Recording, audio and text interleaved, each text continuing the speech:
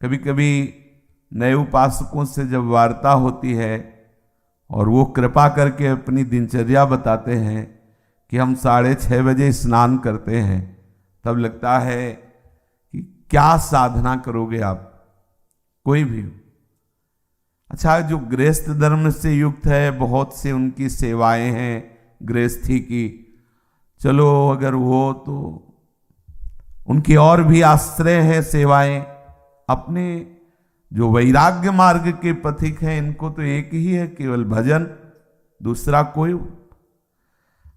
अगर आप किसी भी तरह प्रमाद स्थिति करते हैं और 6:30 बजे तक सोते हैं तो संशय है आपके ब्रह्मचर्य पर, नहीं रह सकते ब्रह्मचर्य। जो शास्त्र और शास्त्रवेत्ता महापुरुषों ने अनुभव किया है, 4 से और 6 बजे के बीच में जो शयन करता है, ब्रह्मचारी हो ही नहीं सकता, ब्रह्मचर्य रह ही नहीं सकता। या तो वो 2 बजे 3 बजे तक भजन किया हो, पूरी रात जग के फिर सोया हो तो चलेगा, वो भजन का आवेश संभालेगा। ये ब्रह्म मुहूर्त का समय और उपासक शयन करे, बहुत बड़ी हानि है। मान लीजिए खूब सत्संग सुनते हैं आप सब जन और बहुत कृपा है आपके ऊपर, लेकिन परिवर्तन नहीं हो रहा भाई।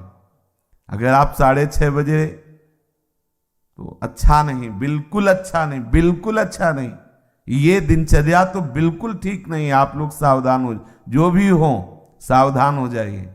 ये बिल्कुल आपके जीवन के लिए घातक दिनचर्या है। 2 बजे बहुत उत्तम है उठना, पर नहीं तो 3 बजे, आखिरी 4 बजे। साधक होके 4 बजे के बाद शयन कर रहा है, मुझे तो नहीं लगता, किसी भी स्थिति में नहीं। हमें लगता है कि दवा खवा दी जाए तो नहीं कहते, नहीं तो किसी भी स्थिति में कोई बीमारी, कोई भी ऐसा रोग अपना प्रभाव नहीं रखता जो दिनचर्या को बाधित कर दे। ये देखा है, ये केवल प्रवचन नहीं, देखा है, जीवन को देखा है। कुछ भी दिनचर्या में अपार सामर्थ्य देखा, अभ्यास में अपार सामर्थ्य है। देखो, सामने पट्टी बंधवा दी गई और धनुष बाण ले लिया और शब्द दूर किया जा रहा है अन्य दिशा में, शब्द वेधी बाण संचार। अभ्यास देखो, आंख में पट्टी बंधी हुई है, शब्द किस दिशा से हो रहा है एक श्रवणेंद्र से देखना है और बाण वहीं संधान करना जहां से शब्द निकला है। अभ्यास देखो, अभ्यास का प्रभाव देखो, कितने से चमत्कार अभ्यास में लौकिक, और आप परमार्थ के पथिक, और आपका यह अभ्यास कि आप उठे और फिर सो गए। क्या मतलब, आपकी दिनचर्या क्या है? आप भगवद आश्रित, इसका मतलब प्रमादी थोड़ी है। आप भगवद आश्रित, इसका मतलब प्रपंची थोड़ी है। अहम का त्याग करके भगवद आश्रित होकर हम भगवत मार्ग में चलने वाले पथिक हैं।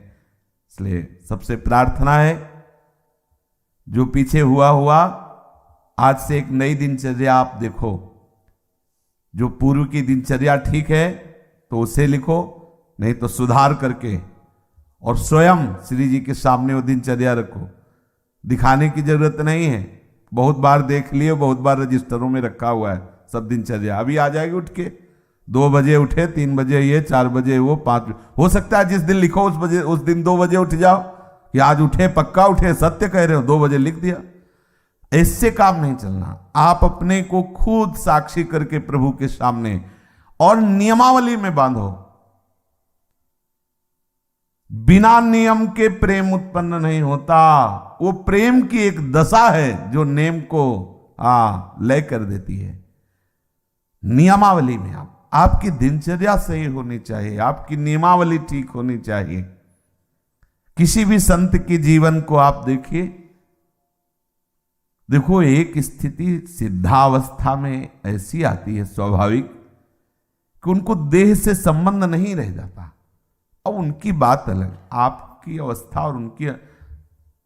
बीत सत्संग में हुक्का मांग करके परमहंस जी, रामकृष्ण परमहंस जी कभी पकोड़ा मांगते, कभी।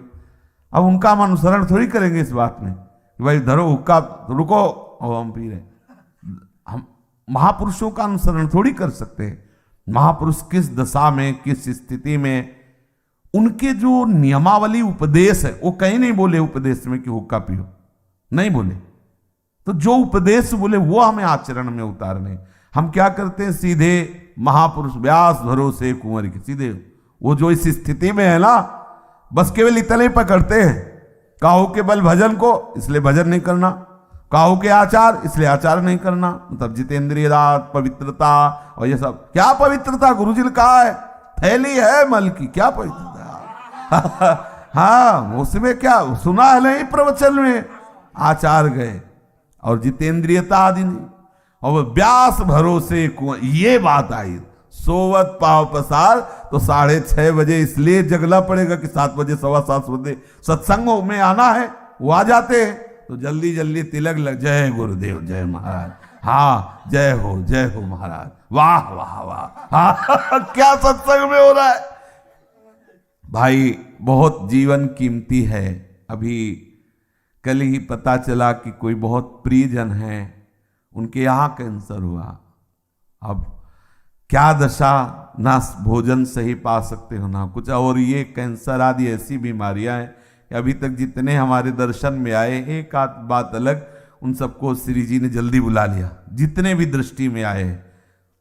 तो हम तुम अमरौती खा के थोड़ी आए हैं, कोई न कोई व्याधि मंदिर है, कब देवता का पर्दा हट जाए, जैसे बहुत मंदिर में सब देवता होते ना, ऐसे शरीरम व्याधि मंदिरम, पुजारी कब पर्दा हटा दे, कौन सा, बोले अब कैंसर देवता आ गए, होश उड़ जाएंगे भैया। देखो तुम्हें अभी रिपोर्ट में बता दी जाए, तुम्हारी किडनी खराब थी, देखो क्या होता है तुम्हारा। अगर डिप्रेशन में ना पहुंच जाओ तो बताना, ब्लड प्रेशर अपने आप उछाल मारने लगेगा, क्योंकि चिंतन, आज तुम स्वस्थ हो तो प्रमाद करते हो, और कल प्रमाद करने का अवसर नहीं रहेगा, अवसर ही नहीं रहेगा, अनन्य चिंतन रोग का होने लगेगा। अगर भगवदाकार वृत्ति नहीं हुई तो आप ये मत समझो मृत्यु कोई खिलवाड़ नहीं है। मृत्यु का संदेश सुनकर अच्छे अच्छे के जमीन खिसक जाती, होश खराब हो जाते हैं। कैंसर, अब न रात में नींद न दिन में चैन, अनन्य चिंतन उसी का शुरू। अब क्या करें, घबराहट, थोड़ी थोड़ी देर में मरना है, तो जो दुकान मकान पति पुत्र परिवार जितना सब भाई वो सब काटने दौड़ता है, ये सब छूट जाएगा।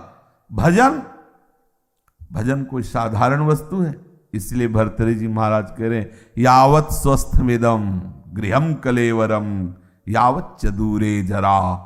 जब तक बुढ़ापा दूर है, जब तक तुम्हारे शरीर में रोग कोई नहीं हो जा रहा, होगा ऐसा थोड़ी कि कोई लिखवा के लाए कि नहीं होगा।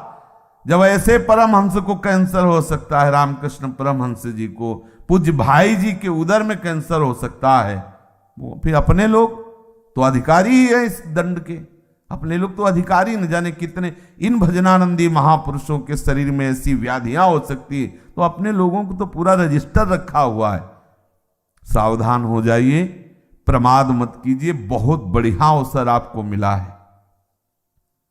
भगवत चरणारविंद का आश्रय और सतत जप, ये बिल्कुल खुली दो बातें हैं, ज्यादा इनमें समझने की जरूरत नहीं। अंदर से भगवत आश्रय और जिह्वा से जप, राधा वल्लभ श्री हरिवंश श्री हरिवंश, क्या जाता है भैया। अगर रोज का रोज शाम के हिसाब आपको ना दिखाई दे तो बताना, रोज आपको वैराग्य बढ़ा नजर आएगा, आपको नजर आएगा, अरुचि होने लगे। सच्ची कहते हैं भजन का प्रभाव, ये तो भगवत कृपा से भगवत चर्चा हो रही नहीं। 1 मिनट के लिए अंदर से मन राजी नहीं, ये जो हो रहा है 1 मिनट के लिए राजी नहीं, कि अब ये सब बस यही लगता है चुप, किसी से मिलो मत, बंद करके दरवाजा अपने कमरे का, बस एकाकार वृत्ति। कब शरीर किस दशा को पहुंच जाए, बेकार काहे को बहिर्मुखता में फैल रहे हो, शांत। इसका फल है तदाकार वृत्ति में डूबना। और आपको बढ़िया अवसर मिला है, कोई जिम्मेवारी नहीं। देखो आप सत्संग सुन रहे हो, आप नाम जप कर सकते हो, नाम में ध्यान लगाए हुए श्रवणेन्द्रिय से सुनो, देखो बढ़िया आपकी समाधि अवस्था जा रही। सत्संग क्या है, एक समाधि अवस्था में डुबोने का बहुत बढ़िया, मतलब 1 घंटा 1.5 घंटा चर्चा हो रही, श्रवणेन्द्रिय के लिए कहीं अन्य जाने की जगह नहीं, और अंदर से आप नामाकार वृत्ति, मंत्राकार वृत्ति, बड़ा आनंद का विषय है। अगर हम भजन छोड़ दिए बाह्य में ही समय व्यतीत किए तो बाह्यकरण से आप सेवाएं करते रहो, बाह्यकरण से दिनचर्या करते रहो, अंतःकरण विषय चिंतन कर रहा है तो आनंद बाह्यकरण को होना है कि अंतःकरण को? समझना, जरा सूक्ष्मता से समझना। परिवर्तन किसका होना है? अंतःकरण का। बाह्यकरण का तो देखो 2 मिनट में परिवर्तन सब, लेकिन अंतःकरण का परिवर्तन चिंतन से होता है, भजन से होता है। बड़े बड़े हम संत महापुरुषों के समीप रहने वालों को देखा है, अंतर में भजन नहीं तो दीपक तले अंधेला पाया गया है, दीपक तले अंधेला पाया। बहुत अच्छी बात समझ, बहुत घुस के तमाशा देखा है अंतर और बाहर में। भजन नहीं तो बड़े बड़े भजनानंदी महापुरुषों के समीप रहने वाले बड़ा प्रपंच का नाटक देखा गया है। वो महापुरुष तो आनंदित रहते हैं क्योंकि उनके लिए तो एक ऐसी स्थिति है प्राप्त हो गई जहां प्रपंच का स्पर्श नहीं है, और उनके प्रभाव से बाहरी व्यवहार सामग्रियों की खूब बहुतायत होती है, तो नीचे भजन का मतलब नहीं रह जाता कि भजन क्या है, बस वो सम्मान और विषय आदि का सेवन। क्योंकि महापुरुषों का प्रभाव सम्मान दिलाता है, महापुरुषों का प्रताप वो वस्तुएं जो विषय संबंधी सेवन में आती, अच्छी से अच्छी वस्तुएं, होता क्या है अंतःकरण मलिन हो जाता है। इतने बड़े महापुरुष के समीप रहते हुए अंतःकरण और इतना मलिन हो जाता है को महापुरुषों पर भी अपराध कर बैठता है। जिनके प्रताप से पोषित होता है वो वही अपराध कर बैठता है। इसलिए प्रधान बात है अंतर में आपका साधन चलना चाहिए, अंतःकरण आपका भगवत चिंतन में रहे। खुली बात समझ लीजिए, बाह्यकरण से बाह्य पवित्रता होती है, अंतःकरण से अंतःकरण की पवित्रता होती है। बाह्यकरण और अंतःकरण दोनों भागवतिक हो जाए तो स्वभाव का परिवर्तन हो जाता है, स्वभाव का परिवर्तन होता है तो स्वरूप का अनुभव हो जाता है।